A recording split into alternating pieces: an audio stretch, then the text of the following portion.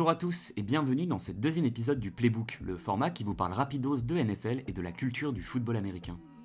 Récemment, je suis tombé sur Home Team, un film sorti en 2022 qui raconte l'histoire de Sean Payton, head coach des Saints de la Nouvelle-Orléans, qui a d'ailleurs pris sa retraite cette année et qui profite de sa suspension d'1 an de la NFL pour aller au Texas afin d'aider l'équipe du collège de son fils.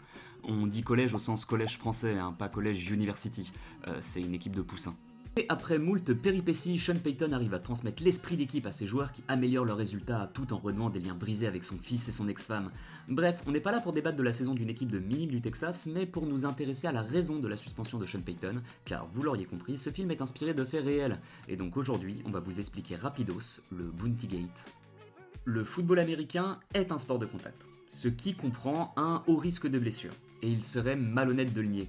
La Ligue est confrontée depuis plusieurs années à des plaintes de joueurs et des études concernant les séquelles que laisse la pratique de ce sport, notamment concernant les commotions cérébrales. En 2012 par exemple, une plainte collective avait été posée par près de 4000 personnes, comprenant majoritairement des anciens joueurs et leurs familles, en accusant la NFL d'avoir dissimulé les conséquences du jeu sur le cerveau. Et la Ligue essaye de prendre des mesures afin de limiter les séquelles que les contacts laissent sur les joueurs, comme en renforçant les punitions envers le spearing, c'est le fait de rentrer dans quelqu'un la tête la première, ou le targeting, qui est le fait de rentrer dans la tête de quelqu'un la tête la première, par exemple. Mais donc, qu'est-ce que c'est que le Bounty Gate, me direz-vous, et surtout quel est le rapport avec tout ce que je vous raconte depuis le début ? Eh bien, le Bounty Gate, c'est une organisation qui a été mise en place de 2009 à 2012 chez les Saints par Gregg Williams, qui était alors leur coordinateur défensif. Le principe est plutôt simple, en fonction des performances des joueurs de défense à chaque match, une prime hors contrat leur était versée, ce qui est déjà illégal en NFL. Mais on ne parle pas de performance « Oh, tu as bien joué aujourd'hui, tiens, voilà de l'argent de poche !» Non. Ici, les bounties ou primes sont versés aux défenseurs s'ils arrivaient à blesser un joueur adverse. Par exemple, 1000$ étaient versés au défenseur s'il arrivait à faire sortir un joueur adverse sur civière. Et un knockout, empêchant le joueur de revenir sur le terrain jusqu'à la fin du match, c'était 1500$. A noter que certains joueurs spécifiques, les stars des équipes adverses, bénéficiaient eux de primes particulières. L'argent mis en jeu était celui des joueurs eux-mêmes, de Gregg Williams lui-même, mais aussi semblerait-il d'agents de certains joueurs. Et une fois gagnées, les primes étaient souvent remis dans un pot, car les sommes versées pouvaient doubler voire tripler une fois arrivés en play-off. Certains joueurs ont sévèrement subi ce système de primes. L'exemple le plus marquant est le tabassage organisé de Brett Favre en 2009. Oui, à ce niveau-là, il n'y a pas d'autre mot. Ce match est resté dans l'histoire sous le nom de Bounty Game, et vu qu'une image vaut mieux que 1000 mots. Well, Bobby McCray, you're going to see him right here. The left side, I mean, he just comes up and Favre, you're right, Joe, they've gotten some knockdowns on Brett Favre. Favre needs help getting off the field. Jonathan Vilma comes up with the interception.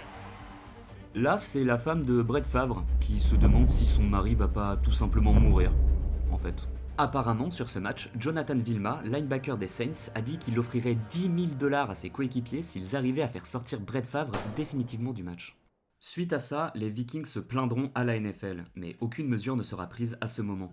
En 2010, un joueur anonyme dénoncera l'affaire à la Ligue, qui ouvrira une enquête, mais l'organisation de la Nouvelle-Orléans niera tout en bloc, et le joueur finira par se rétracter. L'enquête n'aboutira pas et sera close à la fin de la saison 2011. En 2012, la NFL annonce avoir en leur possession des preuves irréfutables de l'existence d'un système de primes au sein de la défense des Saints, suite à l'étude approfondie de 18 000 documents. L'enquête révélera que 22 à 27 joueurs des Saints seraient impliqués dans le programme. Sean Payton était au courant que ce système existait au sein de l'équipe et qu'il a tout fait pour en cacher l'existence lors des précédentes enquêtes. Je cite, « Il faut s'assurer que les canards suivent le rang » et des audios de Gregg Williams fuiteront. Everything in the world to make sure we kill Frank Gore's head. We want him running sideways. We want his head sideways. Kill the head, the body will die.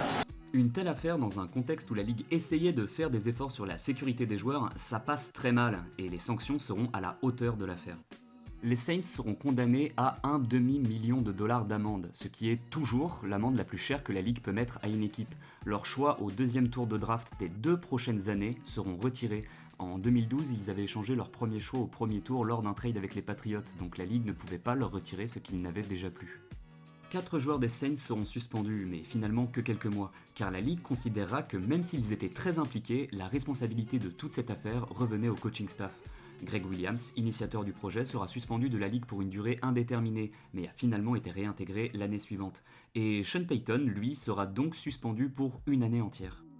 Les autres clubs de la ligue ont, suite à ces révélations, dû confirmer aux instances de la NFL qu'aucun programme de ce type n'existait chez eux. Les Saints n'ont pas été les seuls à utiliser ce genre de pratique qui existe encore probablement toujours d'ailleurs. Beaucoup d'anciens joueurs ont déclaré que des systèmes similaires existaient dans les équipes NFL depuis des années, mais plus dans un esprit de vantardise de vestiaire avec des paris entre joueurs, plutôt que dans une solide organisation comme celle que les Saints avaient mise en place. Il semblerait même que 30 à 40% des joueurs se prêtent à ce genre de pratique. Donc voilà, ça c'est le Bounty Gate en gros. Si vous voulez aller plus loin, je vous invite à vous renseigner davantage sur cette affaire, il existe de nombreuses vidéos l'expliquant en détail sur le YouTube américain.